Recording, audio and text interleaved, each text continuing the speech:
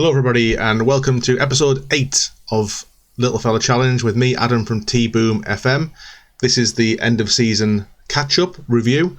If you watched the last episode, you will have noticed that you will know that we got beat 4-0 in the playoff final against Aldershot.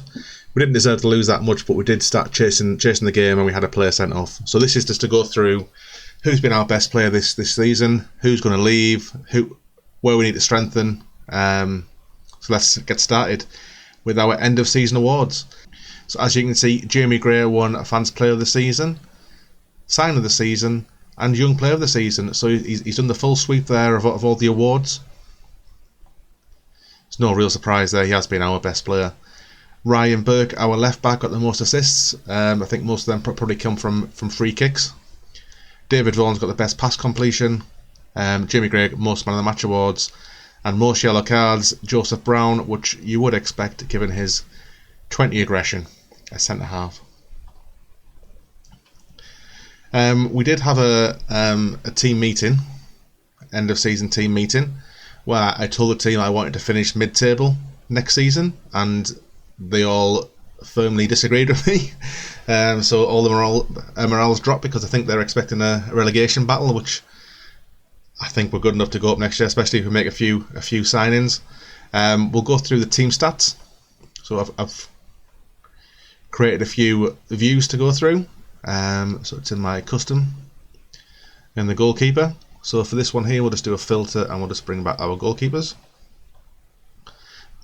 So only two goalkeepers really played for us this season. It was Nicky Ayre, started the season off in goal, and then when his form started to dip, I brought in Bradley Skirpan, who we touched on in the last episode, is showing signs of improvement. So he could be our long-term goalkeeper unless I can find a better option. What I didn't realise is that his actual goals conceded per 90 minutes is slightly higher than Nicky Ayre. And he's made a lot more mistakes. So maybe it wasn't the best option to bring him in at the deep end towards the end of the season. But in hindsight, I don't think there's too much difference between the two of them. In terms of defensive stats, let's bring my defenders and midfielders in so we can see. Most appearances in defence was Mbuti and Burke, with Coney and Brown. So that was effectively our back four throughout the season. We've got distance covered here and games win percentage. I'll tell you what, we'll bring everyone back for the games win percentage. Someone Jack Bartham went play with 100%, but unfortunately he doesn't play many games at all. So there is quite a high win percentage in there. I did put this in just in case there was a certain key player that when he played we did play a lot better. And then we have team conceded per 90 minutes. So when Bannister did play, we must have won, but the odd game that he played, but then we let in 3 goals when he was in defence. So there isn't any defenders there where we conceded more goals when they were playing. Headers won percentage. Burke and Coney as the fullbacks won a large percentage of their headers. It's still quite low for defensive players. Our centre backs are not really in the top. So Brown's got 48%. I don't know where, and Beauty's down to 35%. That is a big weakness. Tackles, we were quite good at tackling. So in terms of defenders, we have a very high percentage of tackles won by Beauty and Brown, and Mbufo as well. So we're quite good at tackling, but it's not very good in the air, which I think we already knew. In terms of mistakes, Burke and Coney made a lot of mistakes. That's probably just from when they're crossing the balls in. Although Burke did make 2 mistakes which led to a goal, and Booty also made a mistake that led to a goal, and Brown as well. So there was a few mistakes there, so maybe the concentration needs to be improved in those players. We'll remove the defenders here and let's go to attackers. So our top goal scorer, Jamie Gray, average rate of 7.15, 22 goals in 44 games. We won 46% of our games when he was playing. Shots on target, 59%. He had at least 3 shots every game, 1.8 of them on target, and he scored every other game, which is very good. He was offside 78 times. He does We were training him to do a trait, yeah. Likes to try to beat the odds, likes to try to beat this. That's maybe meaning he's trying to beat it, but he's getting caught offside a number of times. The other key stats to mention will be assists. So Ryan Burke, as we mentioned before, got the most assists. Sousa got 5 in 20 games. Gray got 4 in 44 games. And Chickson got 4 in 27. So quite well spread out apart from Burke, but I think, again, most of them would have come from a free kick. In terms of player of the matches, Gray got a few, Arthur. Simo did quite well as well on the back of it.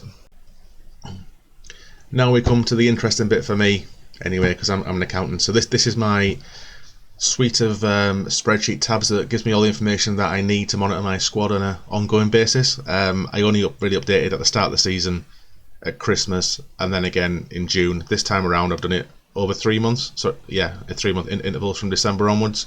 So the way this works is that in FM20 you can add all of the attributes and stats that you require onto your player screen. You can then do Control P and then save that file down, and that will give you, I'll show you an example,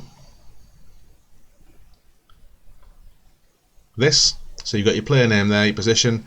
These are all the stats and the various information that I have used Control P. The most it will pick up is 250 rows of data. So if you are buying players as well, you can again add all of these attributes to your search or your shortlist, bring them in and see if the players that you are scouting are actually better than the ones you've already got. So that what you do is you'll copy this information into a new tab. In this case, I would have put it in June. So value paste it into there. The only other thing I need to do in this tab is to put in what squad the player's in and drag this formula down, which effectively sums up the technical, mental, physical, and also I've got my DNA stat that I had previously. From there, I've got a few tables that enable me, so rather than have to change the links all the time, it uses the indirect formula. So the tables here, where's my tables one? I would just add on the new sheet name here, and then go to input and select that from the drop down. And then all that information we pull through onto the master tab, which will also populate a lot more information on there as well. So all of this is just taken straight from the raw data you get from Manager, but as you can see it uses offset formulas to go to what the current sheet name is at the top. And it also picks up a lot more information. So this effectively here is going to the attributes tab, and then I made this template or matrix here, which for every position you have a P for a primary or an S for a secondary, and it counts the number of each one. And then what this master one will do is look at effectively for that position what overall rating would this player have based on his current attributes.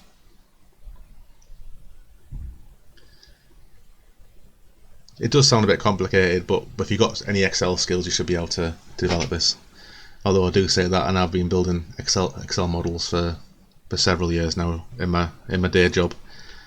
So the other thing to notice on here, so we'll go back to, so on here on the inputs, you check the current month, the comparison month, you can set the percentage of the primary attribute for the role, so it's always 100% normally when I'm looking at it, but then for the secondary one, because we're playing quite low down, I set that at 0. If you're playing the Premier League, you make that 100% because you want a player who's well rounded to that position. This also, the good and bad attribute, so anything better than 10 will class as a green, anything less than 5 will class as a red, the same way as you would do when you're changing the preferences on Football Manager. So we've got the squad analysis. So this is my team, as you may recognise quite a lot of the players here. This is sorted or ranked by the overall attribute level.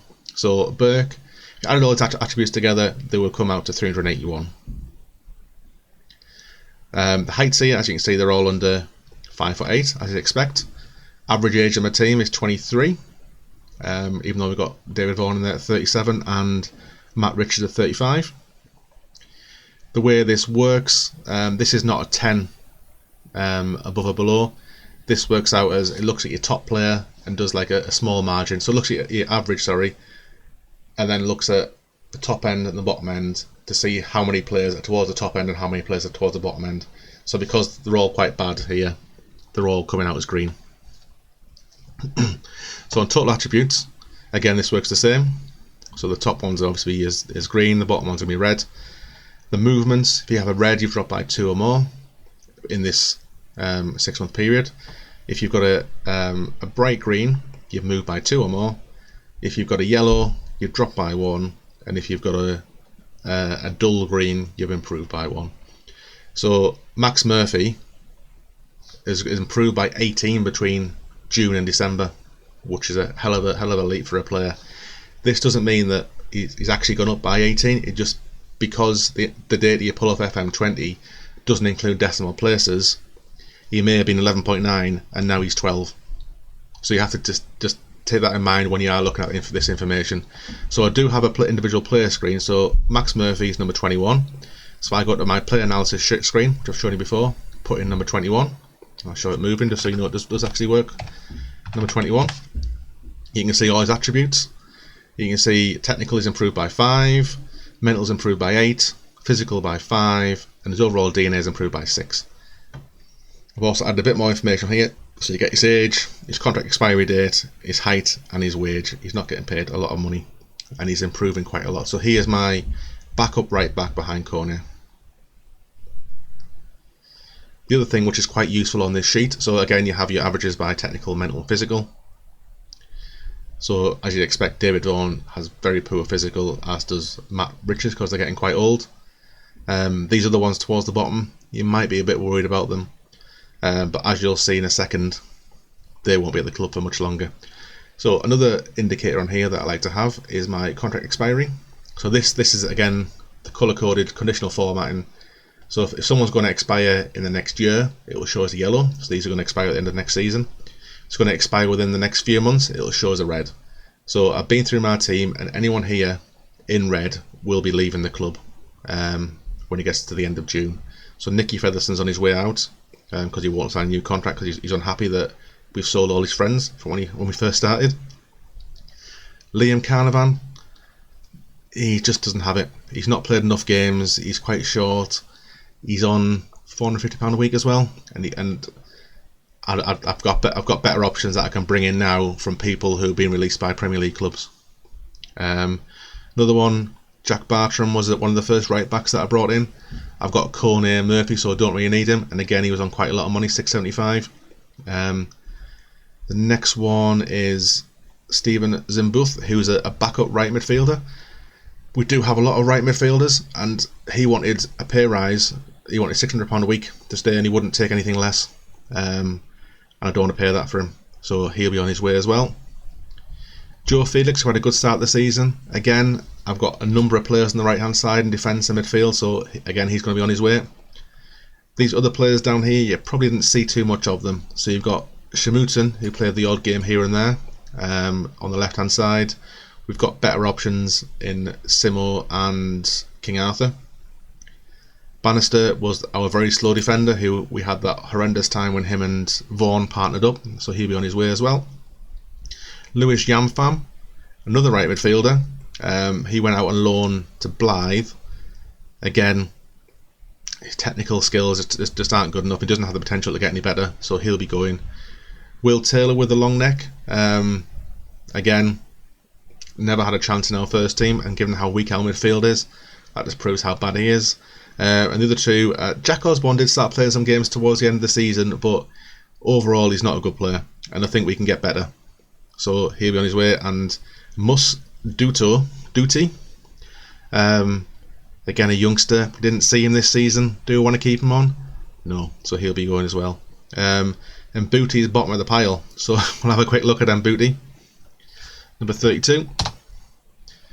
I think the reason why he's bottom of the pile is that he's technically, he can't do anything. He can, like I say, he can head, he can mark, and he can tackle.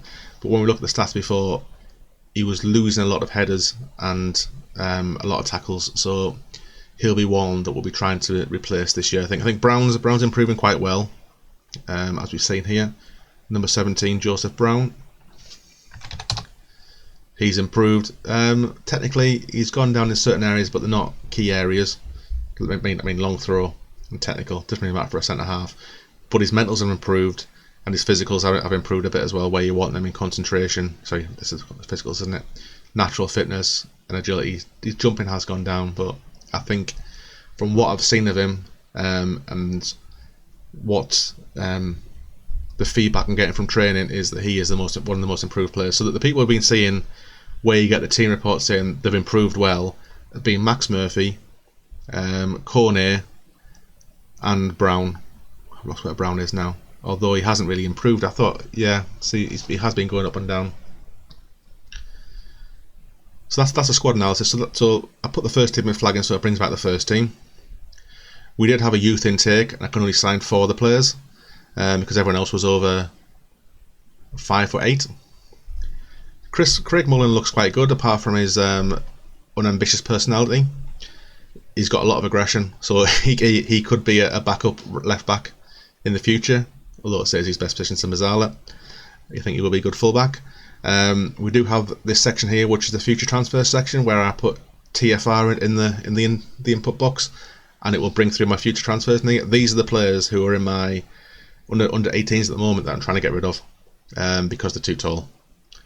What I didn't realise when I was setting up my game was that I had my under 18 manager down to renew contract. So this is why these are all extended out for another year. So I've got to pay these high wages, and I don't want the players. So I'm going to have to try and sell them on or give them away for free.